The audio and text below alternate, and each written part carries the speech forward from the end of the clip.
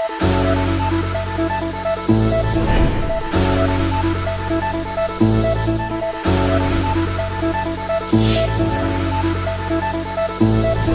राज्य सरकार पुनर्बार निर्वाचित होती मनमोहन सामल जहाँ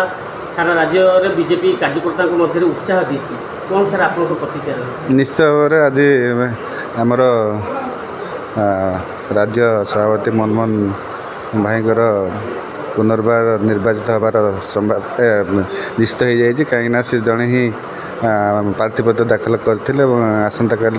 डिक्लेयर हम आ जो शीर्ष नेतृत्व जो डिसीजन नहीं मनमोहन भाई को पुनर्बार सभापति करने जो निर्देशन नहीं अत्यंत खुशीर विषय मु बहुत खुशी जेहेतु आमर संगठन के दक्षता जो आम सरकार भी ओडिशा रे हिची एवं आमर 21 रु 20 एमपी भी जीति पारिछंती तांकर सुदृढ़ सांगठनिक दक्षता संभव होती निश्चित भाव में समस्त भारतीय जनता पार्टी समस्त कार्यकर्ता को यह निश्चित भाव में खुशी दूसरी एवं समस्ते बहुत खुशी अच्छा कौन मत नहीं निश्चित भाव प्रेरणा जोगेब आगामी दिन में संगठन आहरी सुदृढ़ हम आगामी दिन में आम भारतीय जनता पार्टी सरकार बारंबार हम एवं आगामी जो अच्छी